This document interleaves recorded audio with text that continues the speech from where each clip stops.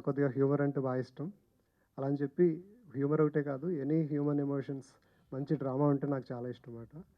So, next ఇంకా ఫర్దర్‌గా చాలా సినిమాలు స్టోరీస్ రాస్తూ అన్నిట్లో ట్రైల్ చేస్తూ, కొన్ని ఫెయిల్ అవుతూ, కొన్ని ఎదరికెళ్తూ రకరకాలుగా లేట్ అయింది. సో, ఆ మధ్యలో అనుకోకుండా ఒకరోజు జ్ఞానశేఖర్ గారు ఫోన్ చేశారన్నమాట. "ఒక స్టోరీ ఉంది చేస్తావా?" అని చెప్పి, సరే వెళ్లి విందాం. నాకేంటంటే వేరే వాళ్ళ స్టోరీలంటే ఓకే. స్టోరీ బాగున్నా కూడా మనకు కనెక్ట్ అవ్వి అంటే మనమే డైరెక్ట్ చేయాలన్నంత కనెక్షన్ రావటం అనేది కష్టం కదా! సో, ఎందుకు ఎవరు చెప్పినా గాని ముందే చెప్తాను. నాకు మోస్ట్‌లీ నచ్చవండి. బావుంటే మీరు డైరెక్ట్ చేస్తే నేను చూసి బావుందంటాను గానీ, నేను డైరెక్ట్ చేయాలంటే కనెక్షన్ లేకపోతే నేను చేయడం చాలా కష్టం అని చెప్పి మోస్ట్‌లీ ప్రిఫర్ చేయనమాట వినటం. సో, ఆ రోజు వెళ్ళి వినటానికెళ్తే లేదు చెప్పడానికి ఏమి లేదండి. బుక్‌ని చదువుకోండి అని చెప్పి పెద్ద బుక్ ఇచ్చారన్నమాట. సో, ఆ బుక్ చదివాను ఒక 1 వీకు. సో, చదివిన తర్వాత ఇంకా డౌట్స్ లేవన్నమాట. ఇది గ్యారంటీ ఇంత పవర్‌ఫుల్ క్యారెక్టర్ గ్యారంటీ ఇంకా నో చెప్పకూడదనిపించిందన్నమాట. సో, నిజంగా అలాంటి స్టోరీ నా దగ్గర రావటం నేను చాలా లక్కీ అనుకుంటాను.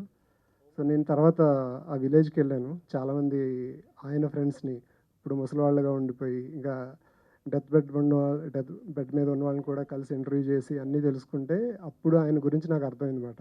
అందరూ ఒకే మాట చెప్తున్నారు ఆయన గురించి. ఆయన లెజెండ్ అనేది వాళ్ళ మాటల్లో వింటుంటే, అప్పుడు అనిపించిందన్నమాట. నిజంగా ఒక మనిషి ఇలా ఉన్నాడా నిజంగానే? ఇలాంటి పవర్‌ఫుల్ క్యారెక్టర్ నిజంగా నా దగ్గరకొచ్చింది. నేనసలు ఇంత పవర్ నేను చేయగలనా లేదా? ఎలా చేయాలి?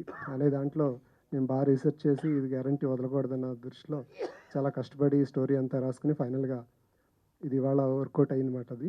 సో, దీనికి మాకు బ్యాక్ బోన్‌గా ఉన్నది జ్ఞానశేఖర్ గారు, కెమెరామన్ గారు.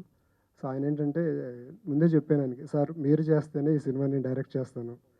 ఎందుకంటే ఆయన అంత పవర్‌ఫుల్ సినిమాలు చేశారు. పీరియాడిక్ సినిమాలు చేశారు. నాకు నా ఎమోషన్స్ ఆయనకు బాగా తెలుసు. సో, ఆ విధంగా మా ఇద్దరితో టీమ్ కింద చేశామన్నమాట. అలాగే గోపీసుందర్ గారు. సో, ఆయనకు కూడా మనకి లవ్ స్టోరీసు, లవ్ పాటలు అని తెలుసు గానీ, ఆయన మలయాళంలో చాలా మాస్ మూవీస్ కూడా ఆయన మంచి మ్యూజిక్ ఇచ్చారు. సో, ఈ సినిమాలో కూడా ఏంటంటే ఆర్ఆర్ అంతా చేస్తున్నారన్నమాట ఇప్పుడు. సో, చూస్తుంటే ఆయన అంటున్నారు, "ఏంటిది సినిమా అసలు ఎక్కడ ఆగట్లేదు. స్టార్ట్ అయితే ఎక్కడ మ్యూజిక్ గ్యాప్ కూడా ఇవ్వటానికి లేదు. అసలిది చాలా బావుందని" చెప్పి ఆయనే బాగా ఎక్సైట్ అయ్యారన్నమాట. నాకు కూడా ఇన్ని సంవత్సరాల తర్వాత ఈ సినిమాతోటి ఇంత ఒక మంచి క్యారెక్టర్‌ని తీసుకొని మీ దగ్గర రావటం నాకు చాలా హ్యాపీగా ఉంది. చాలా ప్రౌడ్‌గా కూడా ఉంది యాక్చువల్లీ. సో, ఇది అందరికీ నచ్చుతుందని నేను ఎక్స్‌పెక్ట్ చేస్తున్నాను. థ్యాంక్ యూ అండి. థ్యాంక్ యూ వీరేంద్ర శర్మ గారు. Thank you so much. ఇంకోటేంటంటే నాకు ఇన్ని సంవత్సరాల నుంచి ఇక్కడ ఉన్నా గానీ, నాకు తెలంగాణ అసలు రాదు మాట స్లాంగు.